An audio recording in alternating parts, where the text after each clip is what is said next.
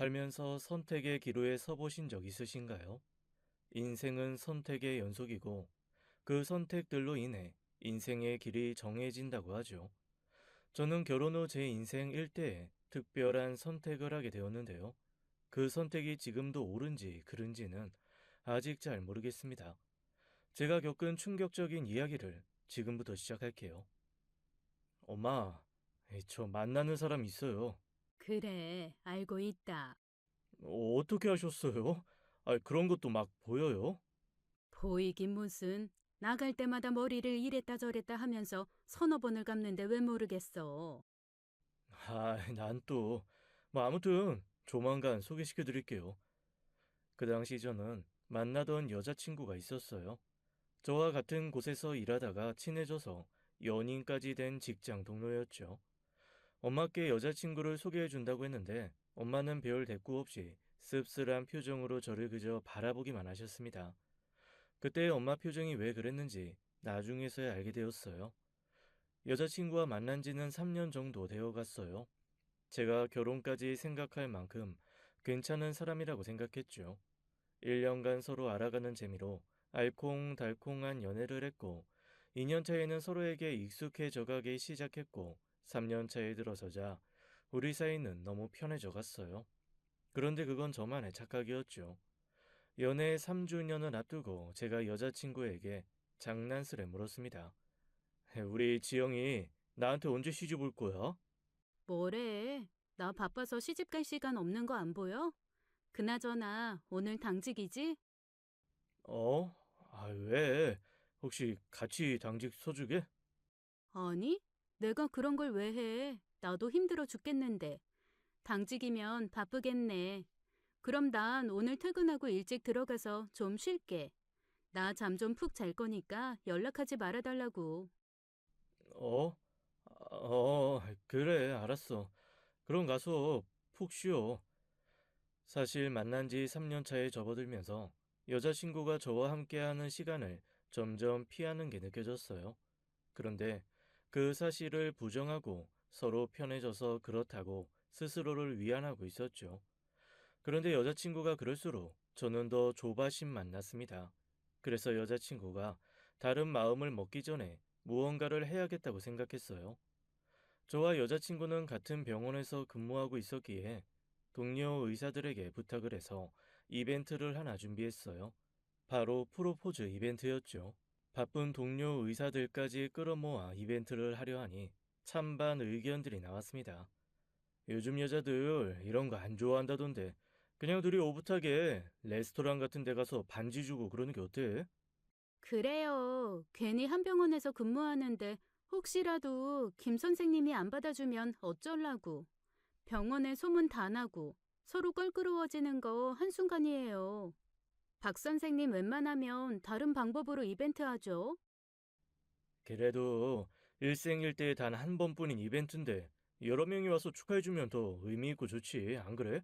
난 좋을 것 같은데. 다 필요 없고 박송생 하고 싶은 대로 해. 그게 최고야. 결국 저는 고민 끝에 동료 의사들을 불러 모아 그녀에게 프로포즈를 해주기로 했습니다. 저는 그녀에게 급한 일이 있는 것처럼 제가 있는 곳으로 오라고 이야기했어요. 그리고 우리 모두 숨죽이고 숨어 있다가 짠하고 나타날 준비를 하고 있었죠. 여자친구가 나타나면 예쁜 조명을 켜고 동료들이 노래를 불러주면서 분위기를 잡아주고 제가 꽃다발을 들고 나타나 여자친구에게 무릎 꿇고 프로포즈를 하려고 했습니다. 프로포즈가 끝나면 환호성과 함께 폭죽이 터지는 걸 기대했어요. 잠시 후 여자친구가 투덜대며 들어오더군요. 아, 바빠 죽겠는데 불러놓고 왜 여기 없어? 아, 짜증나. 여자친구가 기분이 안 좋은가 보다 싶어서 내심 걱정이 들었습니다. 지금이라도 당장 그만둘까 고민하는 사이 몇 초간의 시간이 흘렀어요. 동료들은 모두 저의 지시만 기다리며 저를 바라보고 있는 상황이었죠. 그 사이 여자친구가 나가려고 했고 그 순간 문이 열리며 또 다른 누군가가 들어왔습니다. 바로 싸가지 없기로 유명한 선배였어요. 에이, 지영아, 여기서 뭐해? 아무도 없는 데서. 선배, 여긴 어쩐 일로? 우리 지영이가 급히 가길래 아예 어딜 가나 궁금해서 따라와 봤지. 선배도 참. 그러다 들키면 어쩌려고. 왜? 스릴 있고 좋잖아. 그러면서 그 강선배라는 놈은 문을 잠그더니 제 여자친구를 끌어안고 키스를 했습니다. 정말 더 어이없는 건 여자친구의 반응이었어요. 좋아서 어쩔 줄 몰라 하다가 더 적극적으로 바뀌는 모습에 제 눈이 돌더군요.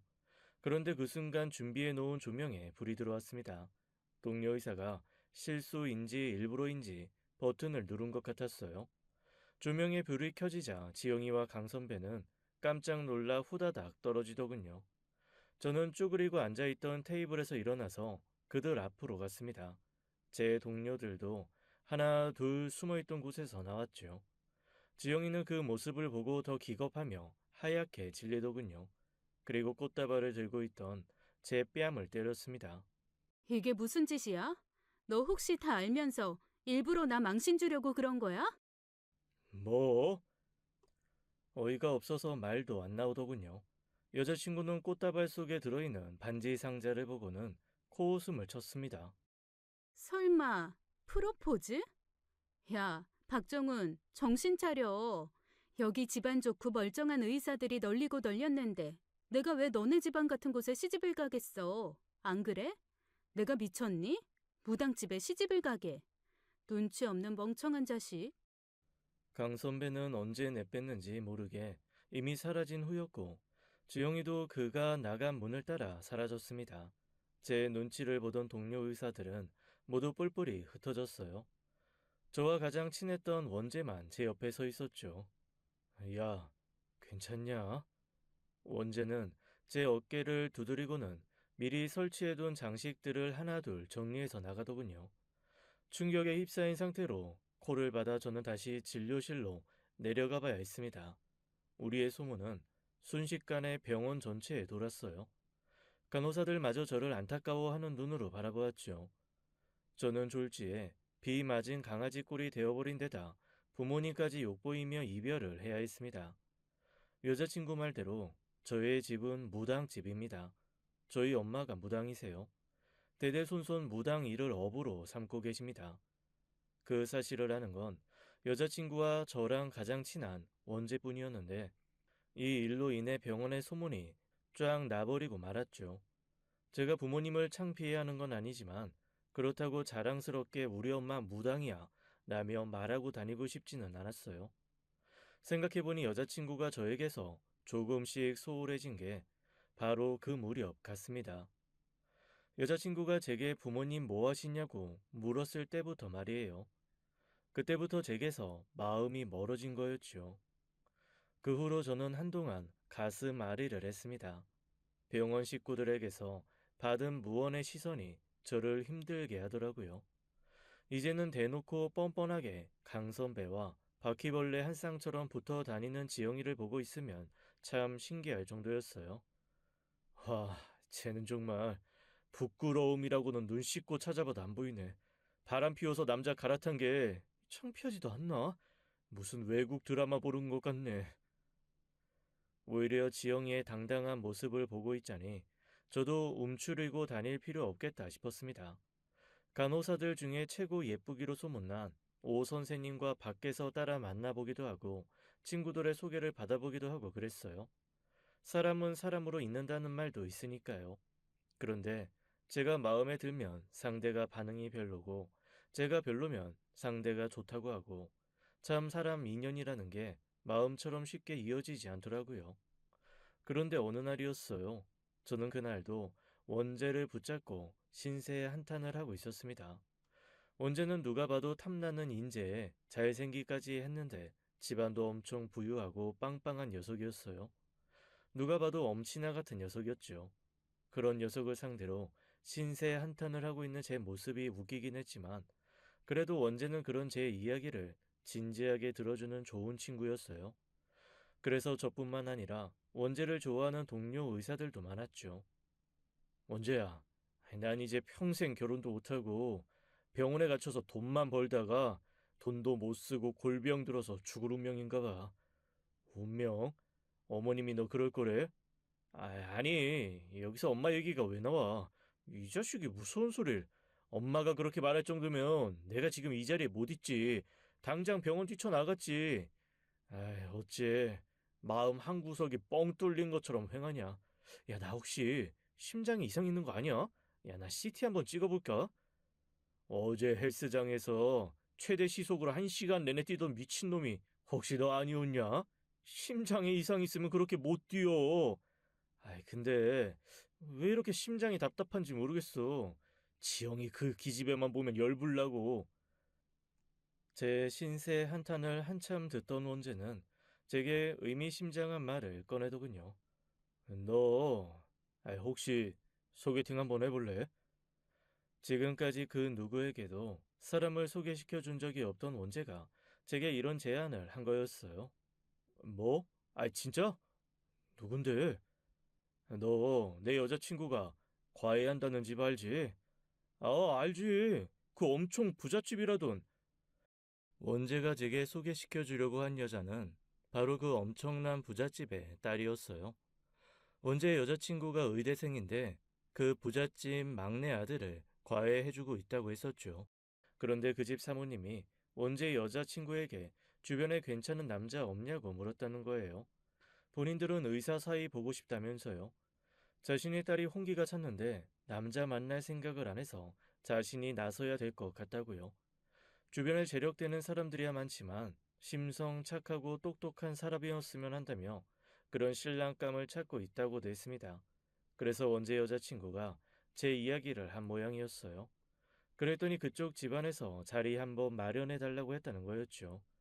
네 여자친구가 날 좋게 잘 포장해서 얘기해 줬었나 보네.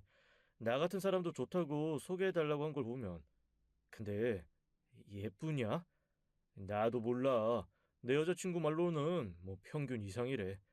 에이, 원재야, 진짜 고맙다. 너밖에 없다 진짜. 내가 꼭 소개팅 성공해서 금위환영해서 나타날게. 참, 근데 혹시 그쪽 집에서 우리 엄마 무당인 건 아셔? 원재는 여자친구에게 물어본다고 하고는 며칠 후에 답을 주었습니다. 여자친구를 통해서 저희 집안이 대대로 무당 집안이라는 걸 이야기했더니 그쪽 집안에서 괜찮다고 했다고요. 뭐하는 집안이건 자식을 의사로 키워낸 훌륭한 부모님인데 그런 게 무슨 상관이냐고 했다네요. 솔직히 저는 그 이야기를 듣고 조금 감동받았습니다. 저를 편견 없이 봐주는 부잣집 사모님이라니 만나보기도 전에 그분에 대한 좋은 인상을 받게 되었죠. 며칠 후 저는 그 여자를 만나러 가게 되었습니다. 부잣집에서 자란 여자라고 해서 성격이 강하고 제멋대로이면 어쩌나 걱정이 들기도 했어요. 이런저런 잡념에 사무쳐 있을 무렵 그 여자가 제 앞에 나타났어요. 정훈 씨? 저는 정말 깜짝 놀랐습니다. 제 생각보다 너무 예뻐서요. 제가 그렇게 외모 따지는 사람은 아니지만 하얗고 투명한 피부에 조화로운 눈, 코, 입은 누가 봐도 엄청난 미인이었어요. 한참 잘 나가던 시절에 이영애 씨 같다고나 할까요? 수정 씨와 대화를 나눠보니 차분하면서도 내성적인 사람이더라고요. 그동안 한 성격하거나 자기 주장이 센 여자친구들만 만났었는데 이런 성격의 여자 사람을 만나보는 건 처음이었죠. 그날 저는 신나게 떠들어내며 수정 씨와 즐거운 시간을 보냈어요.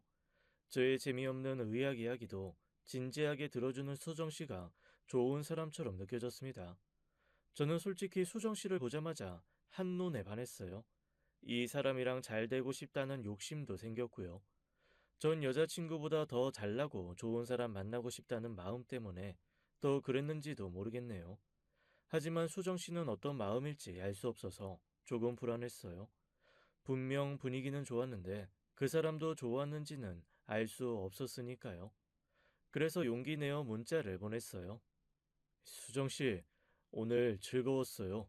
우리 다음에 또 볼 수 있을까요? 수정 씨에게 문자를 보내자마자 답변이 왔습니다. 좋아요. 그런데 날짜는 제가 정할게요. 답변을 보니 내성적인 겉모습과는 다르게 자기 주장은 있는 여자구나라는 생각이 들었어요. 우리 두 사람은 그 후로도 여러 번의 만남을 가졌습니다. 의외로 우리는 잘 맞았어요. 저는 성격이 좀 쾌활하고 외향적인데 반해 수정 씨가 차분하고 내성적이다 보니 서로 성격이 보완된다고나 할까요? 아무튼 그때는 눈에 콩깍지가 끼어서 그랬던 것 같아요. 아무튼 그렇게 우리 사이는 점점 가까워졌습니다. 그런데 수정 씨를 알면 알수록 나와 같은 세계 사람은 아니라는 생각이 들었어요. 수정 씨가 저를 만나러 올 때면 늘 운전기사가 수정 씨를 데이트 장소까지 데려다 주곤 했거든요. 집에 데려다 줄 때도 마찬가지였죠. 헤어질 때가 되면 제가 집에 데려다 주려고 해도 운전기사가 수정 씨를 데리러 오니 제가 직접 데려다 줄 수도 없었습니다. 운전기사가 아니라 무슨 경호원인 것 같았죠. 하루는 제가 수정 씨에게 물었어요. 저기 수정 씨, 그 운전기사 아저씨 매일 오셔야 하는 건가요? 아, 역시 신경 쓰이죠? 정훈 씨가 이해 좀 해주세요.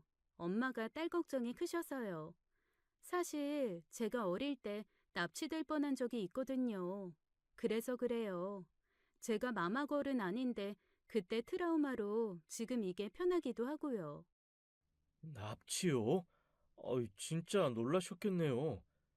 수정 씨가 7살 때 납치될 뻔한 적이 있다고 했습니다. 아버지가 사업을 크게 하다 보니 돈을 노리고 납치를 계획한 일당들이 있었대요.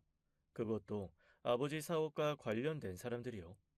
다행히 수정 씨가 기지를 발휘해서 도망쳐서 망정이지, 안 그랬으면 가족들과 영영 못 볼 뻔했다고 했습니다. 수정 씨는 이 얘기를 해주면서 그때 기억이 나는지 몸서리를 치기까지 하는 바람에 더 자세히 이야기를 캐물을 수 없었죠. 부잣집 딸이라고 해서 마냥 좋은 건 아니구나라는 생각이 들었어요. 나쁜 마음을 먹은 사람들에게 표적이 되기도 하니까요. 그 이야기를 듣고 나서 수정 씨를 제가 더 지켜줘야겠다는 생각이 들었습니다. 여자를 보호해주고 싶은 남자의 보호 본능이 작동했죠. 앞으로는 제가 수정 씨 지켜드릴게요. 제 말에 수정 씨는 예쁜 미소를 지어 보이며 고개를 끄덕였습니다. 그 후로 저는 수정 씨가 더 애틋해졌어요. 서로 편하게 말도 놓는 사이가 되었죠. 정식으로 교제한 지 한 달쯤 되었을 무렵 수정 씨 부모님이 저를 보고 싶어 한다는 이야기를 들었어요. 엄마가 정훈 씨 직접 만나보고 싶대. 어? 아니, 나를? 벌써? 아니, 우리 만난 지 한 달밖에 안 됐는데? 왜, 싫어? 혹시 나랑 연애만 하려고 했던 거였어? 아니, 그럴 리가. 당연히 자기랑 결혼까지 생각하고 만나는 거지. 어머님이 자기한테 관심이 많으신가 보다. 응, 나 외동딸이잖아. 물론 남동생이 있긴 하지만 너무 부담 갖지 마. 그냥 엄마가 자기가 어떤 사람인지 궁금해서 그런 거니까. 저는 그 이야기를 듣고 바로 그 주 주말에 여자친구네 집에 인사를 가게 되었습니다. 결혼 전 정식 인사도 아니니 인사 한번 드리자는 마음으로 방문하게 되었어요. 마음은 가볍게 하되 양손은 무겁게 준비해서 예비 처가댁에 방문하게 되었죠. 그리고 수정씨 집 앞에 도착한 저는 놀라 기절하는 줄 알았습니다. 그동안 사귀면서도 한 번도 집 앞까지 가본 적이 없었어요. 운전기사 아저씨 때문에 그럴 수도 없었고요. 이날 운전기사 아저씨 차를 타고 수정씨와 함께 수정씨네 집으로 갔으니 말 다 했죠. 어? 여기가 자기네 집이야? 응, 뭐해? 얼른 들어와. 평소 잘 산다는 건 알았지만 역시 직접 눈으로 보는 거랑 귀로 듣기만 하는 건 다르더군요. 드라마에서나 보던 호화로운 저택이 제 눈앞에 있었습니다. 수정 씨가 벨을 누르자 커다란 대문이 자동으로 열리더군요. 돌계단을 밟고 올라가자 넓은 정원이 펼쳐져 있었고 눈앞엔 지은 지 얼마 안 된 신식 전원주택이 펼쳐져 있었어요. 제가 입을 벌린 채 눈을 두리번거리며 주위를 둘러보자 그 모습이 재밌다며 수정 씨가 웃더라고요. 정훈 씨, 입에 벌레 들어가겠어. 정원에 벌레가 많아서. 아, 음. 저는 그제야 정신 차리고 옷매 무새를 다듬은 후에 현관을 지나 안으로 들어갔습니다. 응접실에서 수정 씨의 어머니를 만날 수가 있었어요. 안녕하세요, 어머니. 박정훈이라고 합니다. 그래요. 어서 와요. 예비 장모님은 누가 봐도 자식 사랑이 넘쳐 보이시는 분이었어요. 특히 수정 씨에 대한 애정이 남달라 보였죠. 제가 어떤 놈인지 파악하려고 저를 꿰뚫어 보시려고 하는 눈빛을 잊을 수가 없었어요. 정훈 씨가 우리 딸이랑 잘 만나는 것 같아서 어떤 사람인지 한번 만나보고 싶었어요. 그럼요. 궁금하실 수 있죠. 오늘 이렇게 불러주셔서 감사합니다. 전공이 정형외과라고 했나요? 네, 맞습니다. 어머니 관절 안 좋은 곳 있으시면 저한테 말씀해 주세요. 제가 잘 봐드릴게요. 그래요. 다행히 뭐 아직은 괜찮네요. 나중에 내가 나이 더 많이 들면 그때 부탁할게요. 네. 그리고 말씀 낮추시고 편하게 말씀해 주세요. 그럼 그럴까요? 저는 최대한 밝고 정중한 모습을 보이며 예비 장모님이 될 분을 대했습니다. 덕분에 예비 장모님도 저를 마음에 들어 하는 눈치였어요. 한창 대화가 잘 이어가던 중에 예비 장모님이 제게 물었습니다. 자네는 언제쯤 결혼할 생각인가? 엄마! 당황해하는 수정 씨를 위해 저는 씩씩하게 대답했습니다. 저는 수정 씨만 좋다면 당장 내일도 가능하다고 말이죠. 만난 지 고작 한 달 된 여자의 어머니 앞에서 제가 그런 소리를 했다는 걸 생각하면 지금도 심하게 오버했구나 싶습니다. 무슨 일이 벌어질 줄 모르고 막 내지른 대답이었죠. 하지만 제 대답에 예비 장모님은 무척 기뻐하는 듯 했어요. 그동안 형식적인 미소로 저를 대했다면 이번엔 진짜 미소를 지어 보이셨으니까요. 기분 좋게 대화를 마무리하고 식사를 마친 후에 저는 집으로 돌아갈 채비를 하고 있었습니다. 응접실에서 일어나 현관 쪽으로 걸어가는 길에 방문이 두 개 나와 있었어요. 그 길을 걷는데 이상한 인기척을 느껴 둘 중에 한 방문을 바라보았습니다. 순간 전 깜짝 놀라 저도 모르게 멈칫하며 어억하고 소리를 내버렸어요. 그 방문 틈 사이로 누군가 저를 쳐다보고 있었거든요. 제 소리에 놀란 누군가는 문을 쾅 하고 닫더군요. 저는 너무 놀라는 바람에 복도 벽에 붙어버렸는데 그게 좀 창피했습니다. 평소에도 겁이 좀 많은 편이어서 수정 씨에게만은 들키고 싶지 않았는데 들켜버린 기분이라 민망해지더군요. 저는 괜히 너털 웃음을 지으며 말했어요. 아, 집에 누가 또 있었나 봐요. 예비 장모님과 수정 씨가 모두 당황하는 눈치더군요.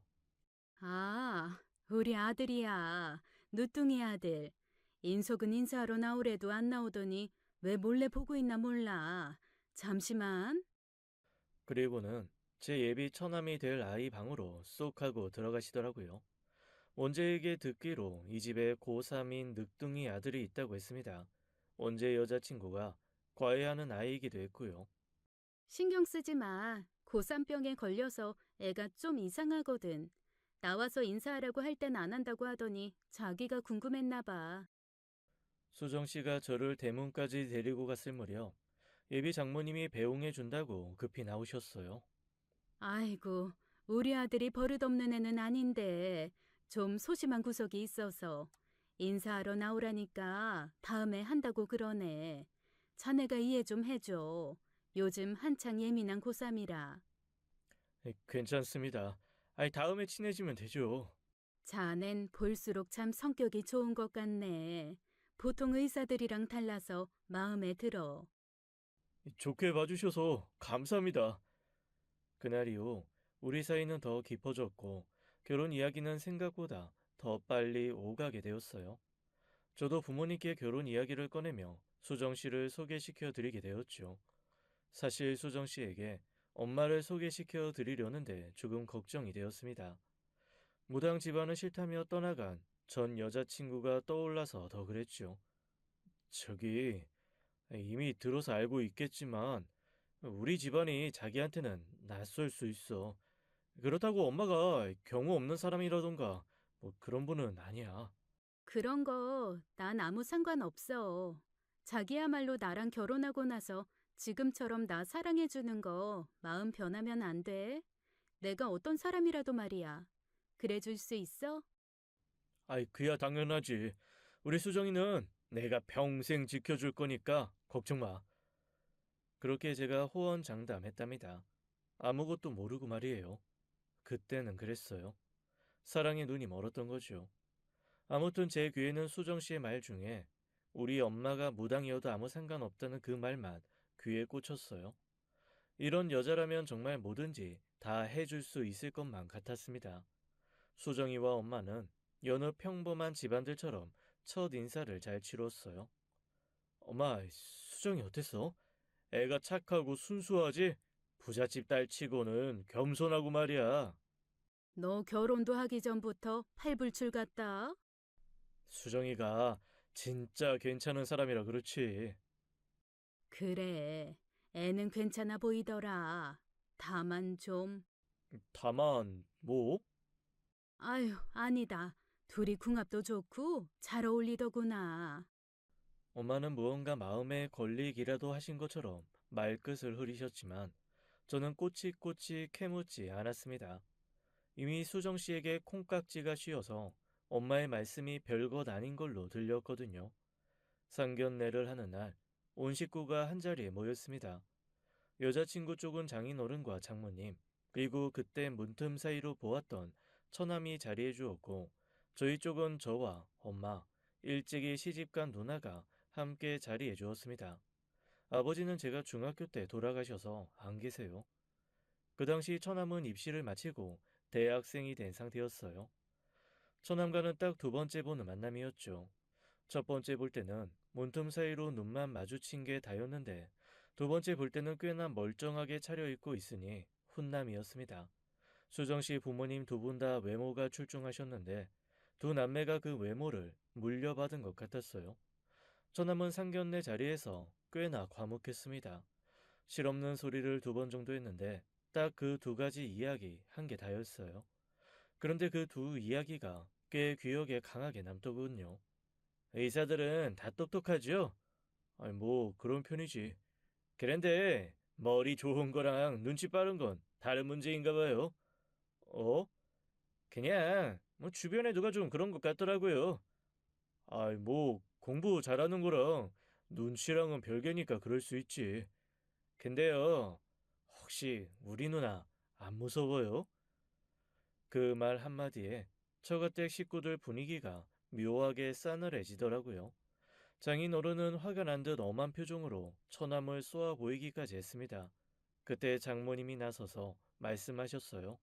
얘가 아직 어려서 할 말 못할 말 구분을 못하네요. 네 누나같이 착한 사람이 어디 있다고 얘는 참. 저는 그때 그 말이 흔한 남매들이 서로를 대할 때 하는 그런 말이라고 생각했어요. 저도 누나가 있어서 그 느낌 알거든요. 누나가 무섭다는 둥, 우리 누나가 사이코라는 둥, 그런 거 말입니다. 저와 부모님도 그렇다고 생각하고 그저 가볍게 웃고 넘겼죠. 장애인 어른이야 워낙 예의 차리시고 격식 있는 분이어서 처남의 그런 작은 행동도 못마땅해 하는 거라고 여겼고요. 하지만 그 말은 결코 가벼운 이야기가 아니었다는 것을 나중에 알았어요. 상견례를 마치고 우리 두 사람은 백년 가약을 맺게 되었습니다. 최고급 호텔에서 성대한 결혼식을 치르면서 의사 동기들로부터 부러움을 엄청 받았어요. 게다가 제 결혼식에 다녀간 친구들이 전 여친인 지영이에게 우리 결혼식이 얼마나 대단했는지 이야기한 모양이었죠. 결혼 후 얼마 안 가 지영이로부터 따로 연락이 왔습니다. 네가 어쩐 일이야? 그때 너한테 그렇게 하는 게 아니었는데 뭐? 나 너랑 헤어지지 말 걸 그랬어. 너랑 헤어지고 나서야 알았어. 너가 얼마나 괜찮은 사람인지 말이야. 너 무슨 소리 하는 거야 이제 와서? 너랑 헤어지고 나니까 나 네가 너무 보고 싶어. 나 아직 너 사랑하는 것 같아. 우리 다시 만날래? 야, 너 진짜 인성 바닥이다. 내 건 줄 알았는데 너보다 훨씬 괜찮은 사람이 나 데려가니까 배알이 꼴리냐? 그런 거 아니야. 진짜 난 네가 좋아서. 야, 유부남한테 쓸데없는 소리 하지 말고 앞으로 나한테 연락하지 마. 뭐? 다시 만날래? 야, 내가 미쳤냐? 지금 파라다이스에 와 있는데 불지옥으로 들어가게? 남의 가정 파탄 낼 잔머리 굴지 말고 넌 네 인생 살아. 난 이제 너한테 아무 관심도 없으니까. 심지어 넌 바람이나 피우는 그런 여자잖아. 뭐? 야, 끊어! 잘 사는 모습 보여주는 게 최고의 복수라더니 그 말이 진짜 맞더라고요. 제가 이렇게 잘 되고 잘 사는 모습을 보여주니 전 여친은 그제야 후회하고 아쉬워했습니다. 저는 제가 뭐라도 된 양 의기양양했고 그동안 받은 서름을 한 번에 갚아주는 것 같아서 아주 속이 시원했어요. 그저 결혼만 했을 뿐인데 저를 부러움의 대상이 되게 만들어준 아내에게 고마웠죠. 그리고 그런 저를 알아봐준 장모님과 장인 어른께 무척 감사했어요. 사랑스러운 아내에게 정말 잘해줘야겠다는 생각만 들었습니다. 신혼집은 아내와 반반 부담해서 서울의 한 아파트로 입주하기로 했어요. 한참 집을 알아보다가 장모님으로부터 연락이 왔었죠. 박서방, 우리 애가 30평대 아파트는 싫은가 봐. 얘가 어릴 때부터 마당 있는 큰 주택에서만 살다 보니까 아무래도 아파트는 답답한 모양이네. 금전적인 부분은 우리가 부담할 테니 아파트 평수를 좀 넓은 데를 알아보는 게 어떻겠나? 자네 부모님만 괜찮으시다면 그렇게 양해해 주시면 정말 감사하겠네. 딸이 조금이라도 편하게 지냈으면 하는 부모 마음이니 좀 알아주길 바라네. 장모님은 제가 아내와 반반 부담해서 집을 구하고 있던 걸 알고 계셨기에 조심스럽게 이야기를 꺼내셨습니다. 혹시라도 처가댁이 부자라서 돈으로 신혼집 결정하는데 입김을 불어넣는 것 같은 모양새가 될까봐 염려하시면서도 저희 엄마 체면이나 감정이 상하지 않게 하시려고 애쓰시며 말씀하시더라고요. 저도 조심스레 엄마께 그 이야기를 전해드렸습니다. 엄마는 상관없다며 감사할 따름이라고 전해주라고 하셨죠. 결국 저희는 60평짜리 아파트에 입주하게 되었어요. 아내가 예쁜 걸 좋아해서 리모델링도 신경 써서 하느라 리모델링 비용도 한 2억은 들어간 것 같았죠. 아내가 제게 정확히 말은 안 해줬지만 인부들이 하는 이야기를 대충 들어보면 그 정도 되는 듯 했습니다. 아내 덕에 저는 고급스러운 아파트에서 신혼생활을 시작할 수 있었어요. 모든 게 꿈만 같았죠. 친구들과 의사 동기들을 집들이에 초대했는데 모두가 크고 예쁜 집을 보고 입이 딱 벌어졌습니다. 집들이에 왔던 친구들은 병원에서 또 소문을 내고 다녔나 봅니다. 아무래도 소문이라는 게 한 번 나기 시작하면 점점 부풀려지고 과장되기 마련이죠. 그런데 그 이야기를 고지고째로 들은 전 여친인 지영이가 결국 강 선배와 완전히 헤어졌다는 이야기를 듣게 되었어요. 강 선배 앞에서 저와 강 선배를 끊임없이 비교하다가 결국 강 선배한테 차였다네요. 그리고 두 사람 모두 병원까지 그만둔다는 이야기가 들려왔어요. 그 이야기를 듣고 남들이 볼 땐 내가 정말 부러운 사람인가 보다 하고 말았습니다. 아내는 집에서 종종 그림을 그리거나 도자기를 만드는 걸 즐겨 했습니다.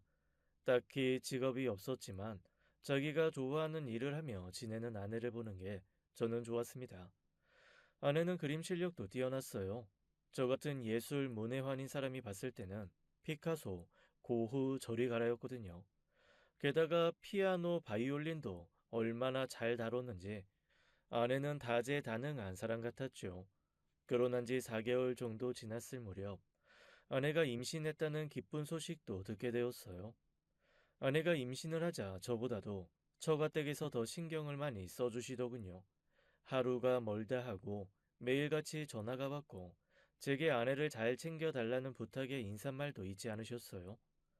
저는 일이 끝나는 대로 늘 집으로 달려오기 바빴습니다. 임신한 아내를 챙기려고 노력했어요. 그렇지만 임신한 여자들이 그렇듯 아내도 조금씩 예민해지기 시작하더군요. 여보, 아파트는 원래 이렇게 시끄러워? 왜? 아이, 무슨 일 있었어? 며칠 전에 윗집에 이사 오는 것 같더니 그 후로 계속 층간소음이 있네. 층간 소음? 아이, 발 쿵쿵거리는 소리? 발소리도 발소리인데 얘기하는 소리가 여기까지 들려. 나름 고급 아파트라고 해서 그런 건 없을 줄 알았는데 그렇지도 않은가 봐. 아이, 그랬어. 우리 여보가 임신 중이라 더 예민해서 잘 들릴 수 있어. 그런 거야? 어, 너무 시끄러울 땐 차라리 집 밖에 카페라도 잠깐 가 있어. 그럼 한결 나아질 거야. 응, 고마워. 의사가 그렇게 말해주니까 왠지 마음이 놓인다. 그런데 아내의 불만은 계속 이어졌습니다. 아, 도저히 시끄러워서 낮에 작업을 할 수가 없어. 왜? 아이, 또 윗집 사람들 얘기야? 저 윗집에 남자 두 명이 사는 것 같은데 정말 끊임없이 둘이 얘기해. 아주 시끄러워 죽겠어. 목소리도 얼마나 큰지. 얘기하는 소리가 그렇게 크게 들린다고? 저는 벽을 여기저기 두드리며 벽체를 확인해 보았습니다. 합판도 아니고 시멘트 벽인데 소음이 그렇게 크게 들린다는 게 이해가 안 갔어요. 아무래도 아내가 주택 생활만 하다가 아파트에 이사 와서 적응을 못하는 거라고 생각했어요. 그래도 아내 마음이 상하지 않게 하려고 이렇게 말했죠. 다음에 나 쉬는 날에도 시끄럽게 하면 내가 직접 얘기할게. 요즘 세상 흉흉하니까 당신이 절대로 직접 올라가거나 연락하지 마. 알았지? 응, 알겠어. 아, 아내는 알겠다며 한숨을 크게 내쉬었고 머리가 지끈거렸는지 머리카락을 움켜쥐기까지 했습니다. 그러던 어느 날 장모님으로부터 또 안부 전화가 왔습니다. 박서방, 잘 지내나? 별일 없지? 네, 장모님. 잘 지내고 있어요. 장모님도 안녕하셨죠? 그렇게 인사를 나누다가 저는 별것 아니라는 듯이 아내가 겪고 있는 층간소음 문제 이야기를 흘리듯이 이야기했습니다. 그러자 장모님은 좀 더 자세히 얘기해보라고 하시더군요. 저는 있는 그대로 말씀드렸어요. 장모님은 알겠다고 하고는 전화를 끊으셨죠. 그런데 그 후로부터 장모님이 저희 집에 드나들기 시작하셨습니다. 아, 여보, 다녀왔어. 잘 다녀왔어요? 얼른 씻고 와서 저녁 먹어요. 그리고 엄마가 반찬 가져다 주신다고 오셨어. 자네 왔나?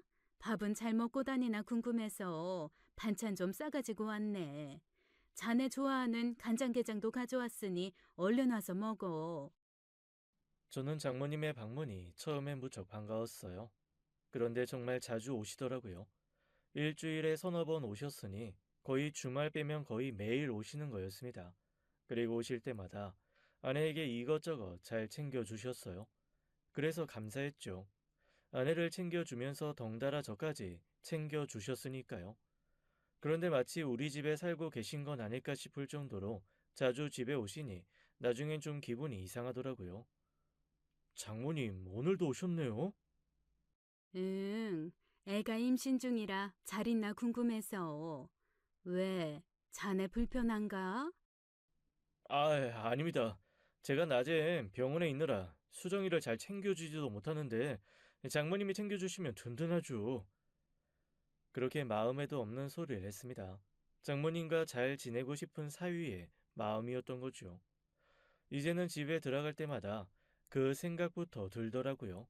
오늘도 장모님 오셨으려나? 하고 말입니다. 어느덧 아내는 임신 3개월에 접어들고 있었어요. 하루는 장모님이 안 계셨습니다. 그런데 그날 유독 아내가 예민하게 굴더라고요.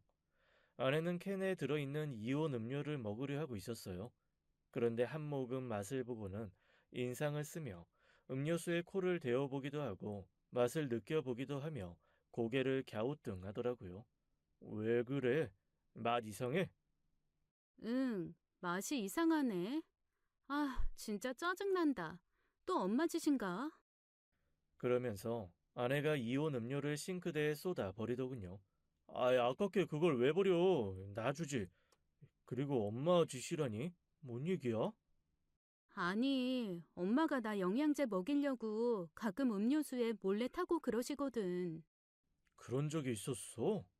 응, 우리 엄마가 좀 집착적으로 내 몸 챙기는 버릇이 있으셔. 요 근래에 자주 오시면서 자꾸 몰래 영양제 타시더니 여기 음료수에도 넣으셨나 봐. 아이, 근데 캔 음료에 어떻게 넣어? 에이, 그건 말이 안 되지. 그럼 당신이 직접 저기 있는 음료수 꺼내서 먹어봐. 맛 이상한지 아닌지 확인해 보면 되잖아. 저는 아내 말대로 새 음료를 꺼내서 따개를 열고 음료수를 마셔보았습니다. 어이, 뭐지? 왜? 그 안에 약 같은 거 들어있어? 약만 나지? 내 말 맞지? 아니. 야, 이거 되게 맛있네. 앞으로 나도 좀 마셔야겠다. 내 몸에 부족한 이온도 좀 챙기고. 뭐야, 장난친 거야? 당신은 입맛이 무뎌서 잘 못 느낄 수 있는데 나는 되게 예민해서 잘 알아. 옛날부터 당해봐서. 당하긴 뭘 당해. 장모님이 당신 몸 생각해서 영양제 챙겨주는 건데. 아이, 그리고 그게 무슨 약이냐? 식품이지.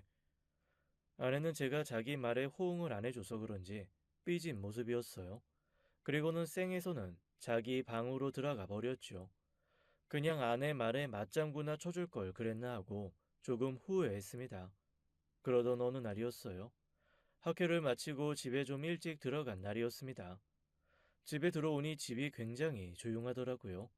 방이 5개나 되는 집이어서 저는 방문을 하나씩 열어보며 아내를 찾았습니다. 그런데 안방 안쪽에 있는 방을 드레스룸을 꾸며놨는데 그 방 안에서 인기척이 들려왔어요. 아내와 장모님이 무언가를 두고 실갱이하는 모습이 보였습니다. 싫어. 싫다니까. 선생님이 괜찮다잖아. 너 이러다 박서방 알면 어쩌려고 그래? 절대 싫다고. 너 정말 이럴래? 조금 더 지켜보다가 장모님이 제 아내를 어떻게 할 것만 같아서 제가 인기척을 냈습니다. 장모님이 아내를 제압하며 억지로 무엇을 먹이려고 하셨거든요. 지금 여기서 뭐 하세요? 장모님 손에 무언가가 들려 있었어요. 제가 그것을 보려고 하자 장모님은 손을 얼른 움켜쥐시더군요. 자네가 이 시간에 어쩐 일인가? 장모님은 매우 당황하신 얼굴로 물으셨습니다. 그런데 그거 손에 쥐신 거 그거 뭐예요? 응. 이거 영양제야.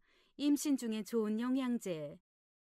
아, 그런데 그거 먹기 싫다고 이렇게 두 분이 옥신각신하신 거였어요? 한번 봐보세요. 제가 봐드릴게요. 맛없어서 그랬어. 됐어. 그냥 먹을게. 그러더니 아내가 장모님 손에 쥐어져 있던 걸 제 눈에 안 보이게 싹 빼가서는 입에 쏙 넣는 겁니다. 물도 없이 그걸 삼키더라고요. 아무리 봐도 영양제를 가지고 실갱이했다고 하기엔 너무 분위기가 심각해 보였는데 뭐가 뭔지 모르겠더군요. 그렇게 싫다던 걸 제가 오니 아내가 아무렇지 않게 먹는 걸 보니 더 이상하다는 생각이 들었어요. 제가 좀 이상해하는 표정을 지은 걸 장모님이 봤는지 급하게 화제를 돌리시더라고요. 참. 그 윗집 말이야. 너무 시끄럽게 해서 내가 한 소리 했으니까 자네는 굳이 올라갈 필요 없어. 또 층간소음 있었어요? 응. 그래서 내가 한 소리 했네. 자네까지 또 찾아가면 싸움 날 수 있으니까 웬만하면 올라가지 말게나. 저는 알겠다고 하고는 무심코 흘려들었어요. 저는 그동안 집에서 시끄러운 걸 단 한 번도 못 느꼈는데 아내와 장모님은 그 소리를 들은 모양이었습니다. 그런데 그 얘기를 들었던 걸 깜빡 잊고는 제가 아내 성화에 못 이겨 윗집에 올라간 일이 있었어요. 아내가 그러더라고요. 윗집 사람들이 계속 자기를 욕한다고요. 그때 장모님이 찾아간 후로 계속 자기를 욕한다며 자기를 어떻게 한다는 등 그런 소리를 하는 게 들렸다고 하더라고요. 무서움에 떨면서 울기까지 하는데 저도 더 이상 가만히 있을 수 없겠더군요. 저는 결국 윗집에 올라가 벨을 눌렀습니다. 그런데 벨을 여러 번 눌러도 인기척이 없더라고요. 문을 두드려도 아무도 나와보지 않길래 결국 경비실을 통해 이야기를 하게 되었어요. 예, 수고하십니다. 저희 1305호인데요. 14층 5호에 인터폰 연결 좀 부탁드려요. 예. 왜 그러시는데요? 너무 시끄럽게 해서요. 그 사람들이 제 안에 욕하는 소리가 저희 집까지 다 들렸다는데 제가 직접 이야기 좀 하려고요. 예. 잠시만요. 연결해 드릴게요. 그렇게 연결해서 신호음이 가는데 결국 윗집은 끝까지 연락을 받지 않더군요. 윗집 사람들이 눈치를 채고 일부러 없는 척을 하는 건지 아니면 진짜로 외출을 한 건지 모르겠더라고요. 일단 아내에게는 다음에 잘 말해둘 테니 걱정 말라고 안심을 시켜주었어요. 그리고 며칠이 지났습니다. 퇴근하면서 집에 들어오는데 엘리베이터 안에서 경비 아저씨와 마주쳤어요. 제가 13층 버튼을 누르자 경비 아저씨가 제게 말을 걸더라고요. 혹시 13층? 아니, 5호 사세요? 아, 예. 아이, 저번에 14층 5호에 인터폰 연결 안 됐죠? 아, 예, 어떻게 하셨어요? 아니, 나중에 보니까 그 집 이사 나간 지 한참 됐더라고요. 한 3개월도 더 됐나 그래요. 지금 그 집 공실이고요. 예? 아무도 안 산다고요? 경비 아저씨는 그렇다면서 맨 꼭대기 층으로 올라가더군요.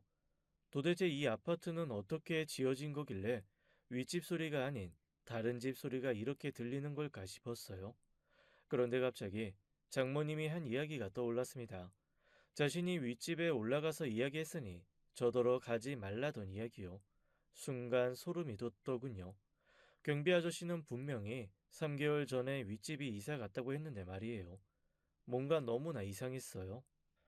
나중에 장모님 뵈면 직접 물어봐야겠다고 생각했습니다. 눈코 뜰 새 없이 하루가 바쁘게 지나가던 어느 날이었습니다. 일을 하고 있는데 경찰서에서 연락이 왔더라고요. 제 평생 경찰서에서 연락 받아본 건 난생 처음이었어요. 경찰서에 가보니 아내가 어떤 남자와 앉아 있었습니다. 이게 어떻게 된 일이에요? 저기 저 두 분이 시비가 붙었어요. 마트에서 저 남자가 선생님 부인을 만지고 욕을 했다고 주장하셔서 지금 확인 중이에요. 너 이 새끼 감히 누굴 만져? 어? 아이, 남편분 진정하시고요. 일단 앉으세요. 제가 그놈에게 달려들려고 하자 경찰이 저를 말리더라고요. 저 사람 신원조회 해보시라니까요. 분명히 전과 있는 사람일 거예요. 아이고, 사모님. 신혼조회 그런 거 아무 때고 막 할 수 있는 거 아니에요. 형사 고소하셔야 돼요. 저 진짜 억울하다니까요. 고소는 무슨 고소예요.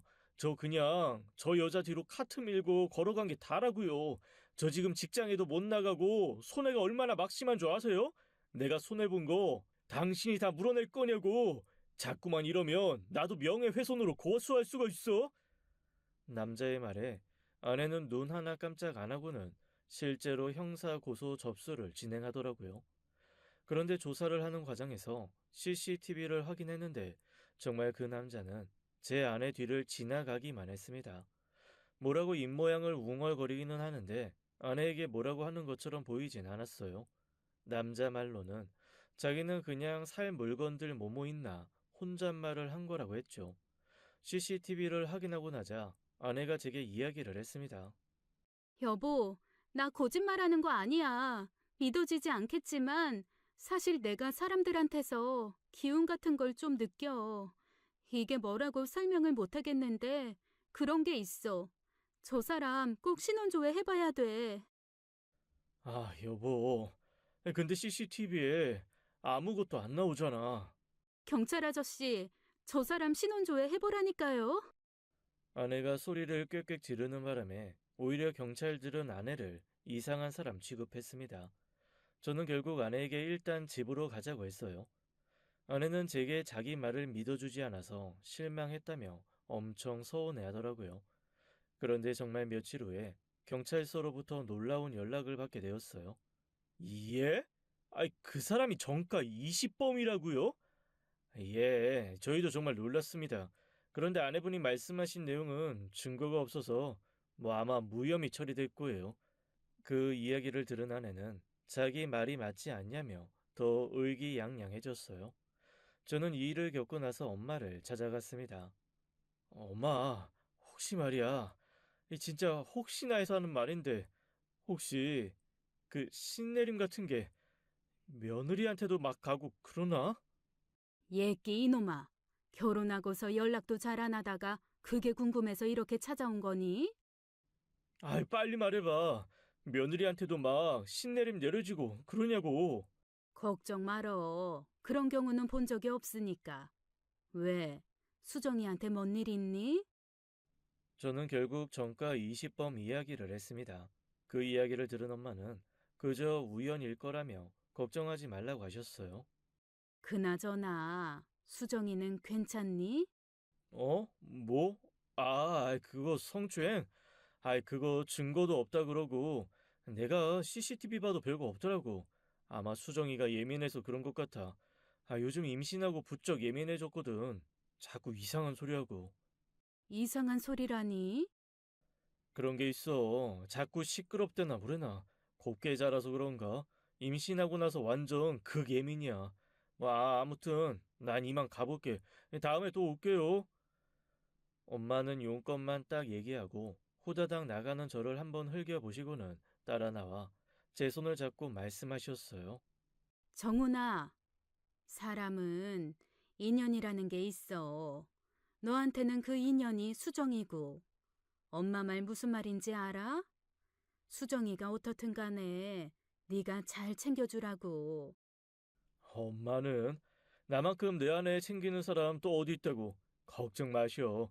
내가 알아서 잘할 테니까. 저는 엄마에게 괜한 걱정거리를 안겨드린 것 같아서 괜히 물어봤나 싶었어요. 그래도 뭐 신내림 같은 건 아니고 아내가 우연히 때려 맞춘 거라 생각하니 한결 마음이 나았습니다. 그러던 어느 날 출근을 하려고 옷방에서 옷을 입고 나서려는데 실수로 옷으로 아내 화장대 위에 있는 보석함을 치게 되었어요. 그게 쿵하고 바닥으로 떨어져 버렸죠. 그런데 그 안에서 떨어져 나온 건 보석이 아니라 약이었습니다. 뭐야, 이게? 그 약들을 주워 담는데 아내가 들어오더군요. 여보, 미안. 내가 보석함을 떨어뜨렸는데 이게. 제가 말을 채 마치지 않았는데 아내가 그 약들을 제 손에서 빼앗듯이 가져가 버리더군요. 조심 좀 하지. 미안. 근데 이게 무슨 약이야? 당신 어디 아파? 아니, 그냥 요즘 임신 우울증이 좀 오는 것 같아서 우울증 약 처방받았어. 그래? 나한테 왜 얘기 안 했어? 내가 아는 의사 소개시켜 줄 수도 있었는데. 이게 뭐 자랑이라고 의사까지 소개받아. 그냥 신경 쓰지 마. 당황해 하던 아내는 약들을 싹 모아서 얼른 한쪽에 치우더라고요. 저는 그날 하루 종일 그 약이 떠올라 일이 손에 잡히지 않았습니다. 결국 같은 병원에서 근무하는 정신과 선생님에게 이 약에 대해 물었어요. 이거 누가 먹는 거야? 그냥 아는 사람이요. 근데 이 약이 우울증에 쓰이는 거라던데 이 약 먹을 정도면 우울증 많이 심한 건가요? 우울증? 뭐 우울증보다는 이거 조현병에 쓰는 약이야. 기가 막히더군요. 우울증이 아니라 조현병 약이라니. 그럼 제 아내가 조현병이 있다는 얘기인가요? 저는 너무 큰 충격을 받고 하루 종일 무슨 정신으로 일을 했는지 모르겠습니다. 아내가 그동안 제게 했던 행동과 말들을 되짚어 보았어요. 결혼 전에 딱히 이상한 증상은 못 느꼈습니다. 그러니 결혼까지 했겠죠. 그런데 결혼 후에 아내가 임신한 후부터 장모님이 아내를 끔찍하게 챙기는 거라 생각했는데 그게 아니었던 것 같았어요. 지금 와서 생각해보니 일반적인 장모님과는 좀 달랐던 것 같습니다. 늘 아내 옆에서 조심스럽게 행동하는 것, 아내 눈치를 살피고 노심초사하는 모습들이 떠올랐어요. 그저 시집간 딸이 걱정되는 부모의 모습이라고 생각했었는데 그게 아니었던 거죠. 장모님이 집에 자주 찾아왔던 것도 아내를 감시하고 있었던 거였어요. 저는 퇴근 후에 집에 오자마자 아내에게 물었습니다. 이거 조현병 약이라는데 이거 어떻게 된 거야? 아내는 놀란 토끼 눈을 하고는 아무 말도 못하더니 이내 체념한 표정으로 바뀌더군요. 미안해. 당신까지 힘들게 할 생각은 없었는데. 하긴, 처음부터 의사를 속이고 산다는 게 말이 안 되는 거였어. 아내는 끝내 눈물을 흘리더군요. 이거 엄밀히 따지면 사기 결혼이야. 이런 중대한 사실을 숨기고 결혼하는 게 어딨어? 요즘 우울증인 사람 많잖아. 나도 그런 사람들이랑 크게 다르지 않아. 게다가 당신은 의사잖아. 당신만큼은 편견 없이 날 봐줘야 되는 거 아니야? 난 그냥 조금 아픈 것 뿐이라고. 어떻게 이런 걸 숨겨 어떻게? 설마 처음부터 다 계획적이었던 거야? 혹시 원재랑 원재 여자친구도 알고 있었어? 원재 씨는 아무것도 몰라. 원재 씨 여자친구도 마찬가지고.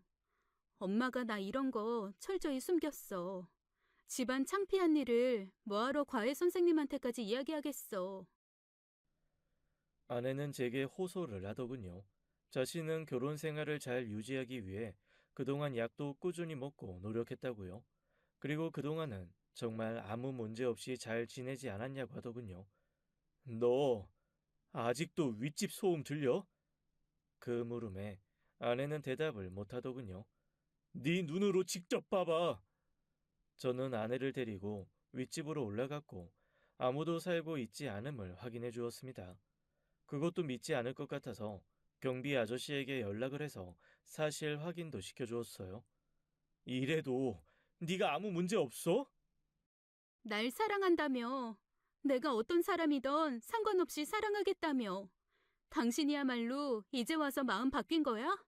당신 어머니 만나러 가던 날 당신 입으로 얘기했잖아. 그랬습니다. 아내 말대로 저는 아내가 우리 집안을 아무 흠도 아니라며 받아줄 때 아내가 어떤 사람이건 사랑해 주겠다고 했었어요. 그래도 이건 정말 너무 큰 사실을 숨긴 거였습니다. 차라리 결혼 전에 말해주지 그랬어. 말했으면 당신이 나랑 결혼했겠어? 저도 아내 말에 아무 대답을 하지 못했습니다. 너무나 혼란스러웠어요. 저는 이 사실을 양가 어른께 알렸습니다. 장모님과 장인어른은 제 앞에 와서 미안하다고 면목 없다고 고개 숙여 사가시더라고요. 딸 자식이라고 하나 있는 게 저 모양인데, 아이 그래도 시집 잘 가서 잘 살길 바랐네. 그리고 자네 만나면서 내 딸도 많이 좋아졌었고, 그래서 더 자네가 탐이 났네. 자식 잘 되기 바라는 부모의 욕심 때문에 이렇게 된 것이니 내 딸을 너무 나무러지 말겠나. 이게 다 우리 집안에서 밀어붙여서 그리 된 거니 자네가 이혼하겠다고 하면 그렇게 하겠네. 소송 건다고 하면 위자료도 섭섭치 않게 챙겨줄 생각이고 그래도 정말 다시 한번 생각해 보지 않겠나. 우리 애가 먹는 약이 뭔지 모를 땐 둘 사이 아무 문제 없지 않았나. 그런데 더 놀라운 건 저희 엄마 반응이셨어요. 엄마는 네가 어떤 결정을 내리던 존중할 거야. 그런데 정훈아, 아픈 모습까지 감싸줄 수 있는 게 진짜 사랑이야. 물론 시어른들이 속인 것도 잘못됐고 수정이가 말 안 하고 결혼한 것도 정말 큰 잘못이야. 그 사실은 변하지 않아. 그럼에도 불구하고 네가 왜 수정이랑 결혼을 결심했는지 그 마음을 먼저 들여다보길 바란다. 정말 사랑해서 결혼을 한 건지 아니면 수정이의 배경이 좋아서 결혼을 한 건지 말이야. 저는 한동안 아무도 만나지 않고 많은 생각을 했습니다. 그 사이 아내는 친정에 머물렀고 저는 단직실에서 계속 지내고 있었어요. 분명히 아내의 배경에 취해 정신 못 차린 것은 맞지만 제가 그 배경이 좋아서 아내를 만난 건 아니었어요. 아내는 심성이 착하고 여린 사람이었습니다. 길 가다가 뿌리채 뽑혀져 나온 풀을 다시 심기도 하고 아파트 지하실에 사는 고양이가 안쓰럽다고 물과 밥도 챙겨주곤 했어요. 마음이 따뜻한 사람임에든 분명했죠. 그 모습이 좋아서 아내를 만난 거였습니다. 오히려 편견 없이 우리 엄마를 바라봐주며 명절에는 시댁 가족들과 어울릴 줄도 아는 사람이었어요. 그래도 조현병이 함께 지내는 사람들을 얼마나 피가 마르게 하고 고통스럽게 하는지 알기에 쉽게 결정할 수가 없었습니다. 이대로 이혼을 할 것인지 아니면 결혼 생활을 이어갈 것인지 저는 선택의 갈림길에 놓였어요. 저는 보름 만에 살이 5kg나 빠졌고 수염도 제대로 밀지 않아서 어느새 덥수룩해져 있었어요. 저를 보는 환자들마다 제게 무슨 일 있냐고 물을 정도였죠. 그러던 어느 날이었습니다. 박서방, 큰일 났네. 수정이가. 수정이가 왜요? 아내가 혼자서 산부인과에 가다가 그만 접촉사고가 났다고 했습니다. 원래 저와 함께 검진 가기로 한 날이었어요. 장모님과 장인어른은 지방에 내려가 계신 바람에 당장 병원으로 올 수 없다고 했어요. 저는 장모님이 알려준 주소로 얼른 가보았죠. 여보, 괜찮아? 아내는 응급실에 누워 울고 있었어요. 여보, 왜 울어? 혹시 아기 잘못된 거야? 그러자 아내는 더 크게 울더라고요. 저는 뭔가 잘못됐음을 직감했습니다. 그런데 아내가 잠시 후 말했습니다. 다행히 우리 아기는 무사하대. 그래서 나 너무 다행이라서 눈물이 멈추질 않아. 그렇게 말하는 아내를 저는 꼭 안아주었습니다. 그리고 그 순간 결정이 서더라고요. 내가 이 사람 하나는 평생 감당하며 살아가야겠다고요. 그날 저녁 늦은 시간에 장모님과 장인어른이 오셨고 아내가 가벼운 내진탕 말고는 크게 다친 곳이 없다는 걸 확인하고는 안심하셨습니다. 저는 아내를 퇴원시켜서 집으로 데려왔어요. 그리고 장모님께 부탁드렸습니다. 장모님, 앞으로 자주 저희 집에 들러서 수정이 좀 들여다봐 주세요. 제가 아무래도 일이 바빠서 계속 옆에 있지 못하니까 장모님 도움이 필요할 것 같아요. 자네, 그래, 알겠네. 내가 엄만데 그 정도도 못 해줄까 봐. 걱정 말게. 고맙네. 아이 정말 고마워. 내 이 은혜는 이 두고두고 갚을게. 은혜라뇨. 당치도 않아요. 제가 좋아서 한 결혼이었는데요. 대신 당신도 아기를 위해서라도 꼬박꼬박 약 잘 챙겨 먹게야. 당신도 알겠지만 이 병이 약만 잘 먹어도 훨씬 생활하는데 괜찮잖아. 알겠어. 정말 고마워, 여보. 나 아기도 건강하게 잘 낳고 좋은 엄마가 될 거고 당신한테도 좋은 아내가 될 거야. 그렇게 우리 가족은 첫 번째 위기를 이렇게 헤쳐나가게 되었습니다. 나중에 아내에게 듣기로는 아내가 임신 후에 약을 서서히 안 먹었다고 하더라고요. 아이한테 혹시나 해가 될까 봐요.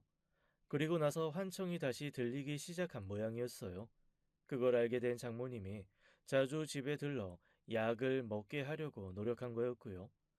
아내는 그 후로 약도 잘 먹고 아이도 건강하게 출산했습니다. 지금은 아이 보느라 힘들다며 투정을 하긴 하지만 누구보다 좋은 아내, 좋은 엄마 역할을 해주고 있어요. 그리고 또 하나 달라진 것이 있었습니다.